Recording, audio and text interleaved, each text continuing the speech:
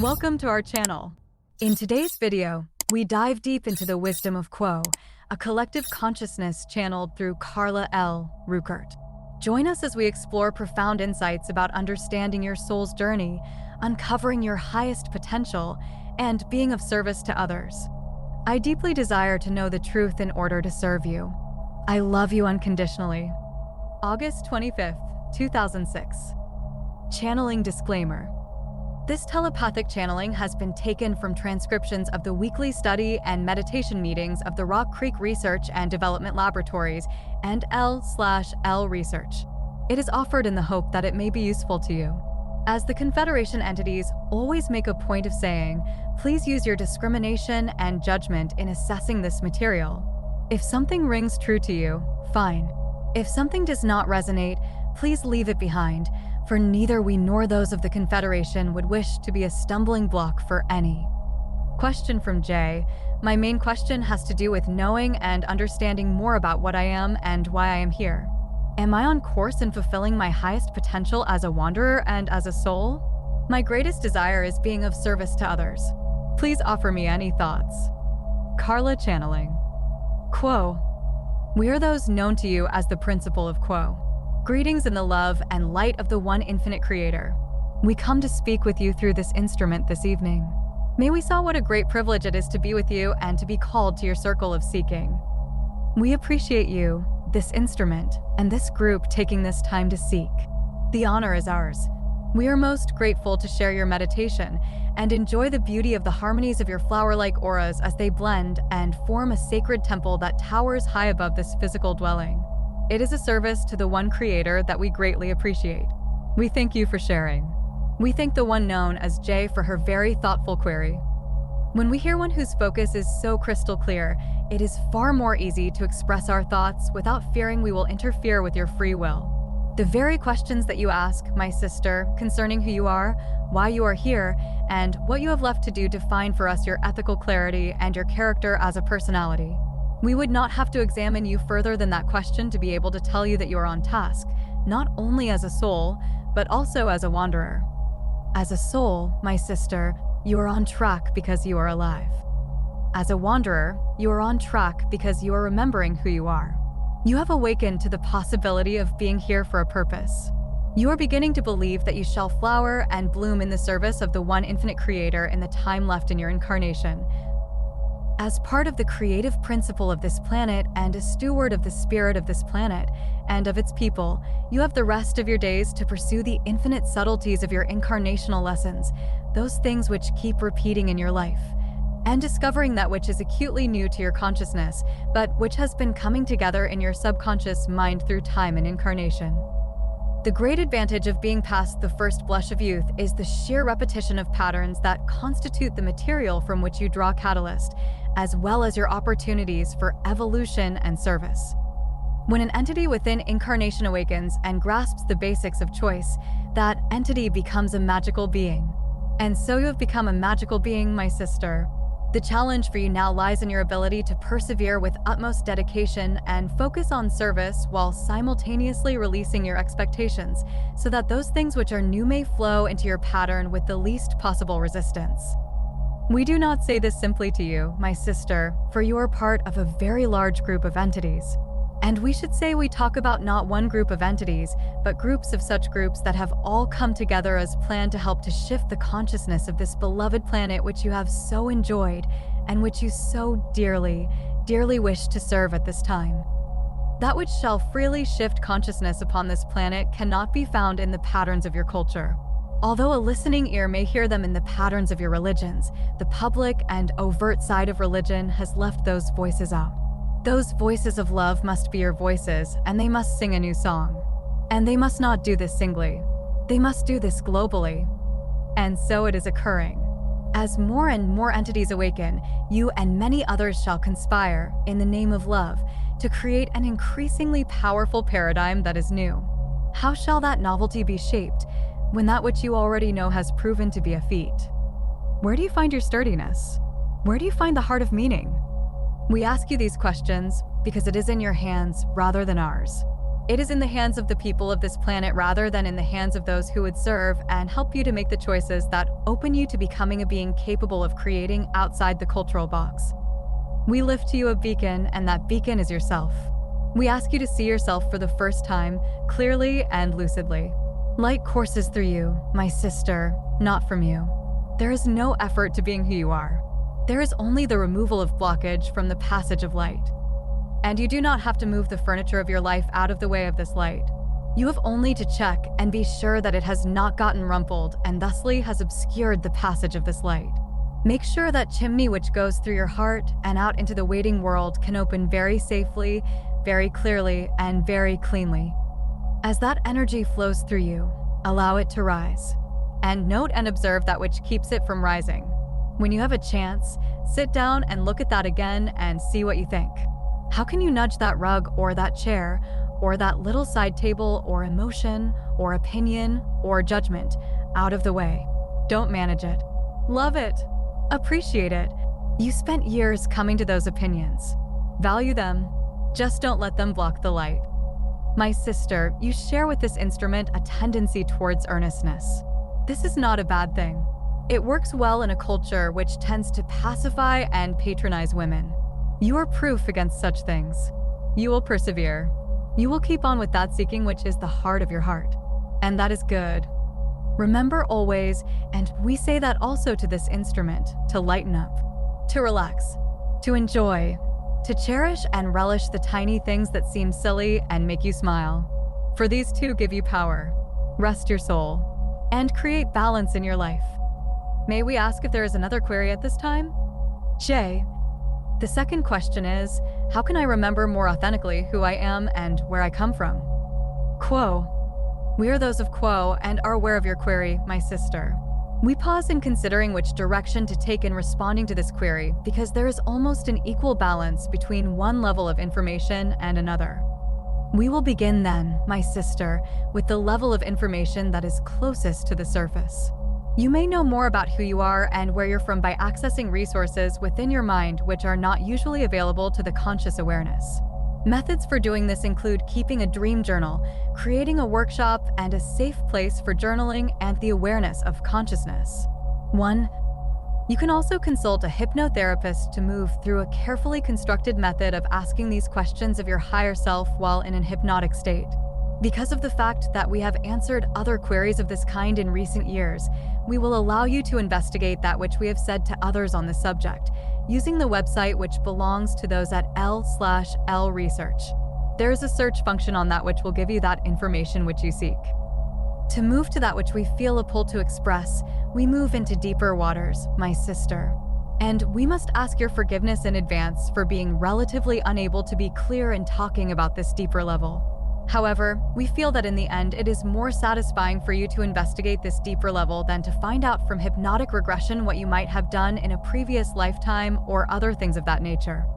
When you move into that part of yourself where the seeds of these questions truly lie, and from which they grow into that bloom which is yourself within incarnation, you move into common ground. You move into nested realities of who you are. You are you, of course, within incarnation. You are the only you that ever was and ever will be. But you are nested into your soul stream along with all of the yous that you have created in many blooming incarnations. You are a full garden of beings in one. You are nested into your soul group, which is nested into the entire societal clan, which decided to come to planet Earth to be part of the light and the love of the one infinite creator. And this is nested into your being a part of Earth itself, the tribe of Earth which you became when you took flesh and laced your soul carefully into the substance of the mind, the body, and the spirit of that entity which sits within our room this evening and is able to share energy with us. And all of this is nested into order of magnitude after order of magnitude until you are the one infinite creator. All is run not simply from the top down, but from the tiniest iota of being upwards. And each iota of that universe of the creation contains the creation within it. When we translate that reality back into your question, we say that within you lie rivers and oceans of purified emotion that constitute an archetypical world. You can touch into emotion that has moved through all of its more shallow expressions and into that which is beautiful and pure of its kind, leached of pity and impurity, sorrow and anger, until the emotion you experience is the essence of sorrow, the essence of pain, the essence of impatience. When you move into those archetypal rivers of purified emotion, you become more and more aware of what kind of being you are. What an exotic, complicated, and unimaginably complex, multi-layered being you are. It is stunning. And when you can see how stunning you are, you see that all of your imperfections add power. You begin to see how beautiful everyone else is because you have forgiven yourself for that imperfection. And now you are ready to see the beauty of everyone else too. As you get to this level, you begin to see that who you are changes the deeper that you go. At the bottom of that digging is a place in your heart where you are unconditional love. In that place, the Christ waits for you. To some entities, the Christ is a being, a person, with eyes and hands and a voice. To some entities, Christ is the energy, the creative principle that created the world, wrapped into a cloak which any entity may choose to prepare the self to wear. The cloak of love that is unconditional may be seen as a crown. It may be seen as a mother nursing its child. It may be seen as the figure of the Christ washing the feet of his disciples and saying, "Follow me and be the servant of those you love." It is difficult to discuss being itself. Words fail.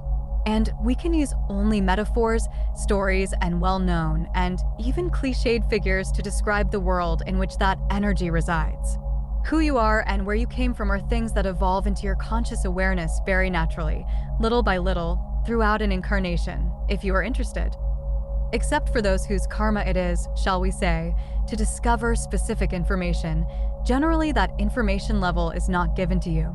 What is given to you is the resonance, when you're ripe, when you sense into something that is most deeply you and expresses where you may have been. Look then for that resonance. Wait for that feeling within yourself. The energy within yourself will move when you run into something that speaks to you. When it does, take yourself seriously. If you can't think about it right away, note it down and think about it later. We truly are all one, and you shall find that one of the great advantages of third density has been to block you from the knowledge of all of that, so that you may pursue the heart of your seeking in a much more focused way. May we ask if there is another query at this time? J. The third question is, how can I develop and improve my interdimensional communication techniques? Quo. We are those of Quo and are aware of your query, sister. We find that we have basically communicated the information to you about this question in the previous answer. The simplest way to become more able to work with interdimensional communication is to practice silence. We find that we are repeating, yet it always bears repeating. Go ever deeper into that silence, but without any expectation. Follow your heart. Follow your practice. Experiment when you sense that something is not quite alive within you. Kick the energy when you feel it has stopped. But in general, enter that silence knowing how sacred that quality and faculty is and how infinitely much it contains for you. We would also suggest that from day to day you retain a consideration as to what the very center of your seeking is, so that you may ask and form an intention as you move into the silence, not because you expect to hear a voice telling you what to do, but because silence is a place wherein the Creator is communicating with you and you with the Creator. The Creator has no problem communicating within its silence.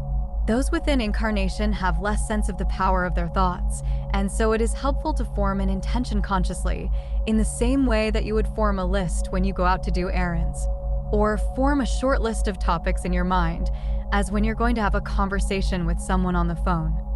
We greatly enjoyed the music before the meditation this day, and that image that the one known as Joan had of the Creator at the end of the phone, the only person with enough nerve to actually use the telephone being the Pope in Rome. 2. We hope that you will use that telephone very often and with great effect. The minutes are free. Is there another query at this time? J. How do I fit into the Confederation?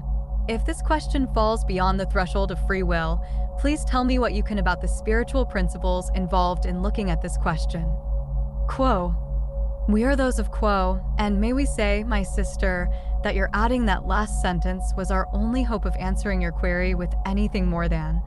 We find that we are unable to speak of this particular question because of the fact that it is part of your active seeking process at this time. We cannot learn for you. We can only be a good resource for you, if we can, as a teacher.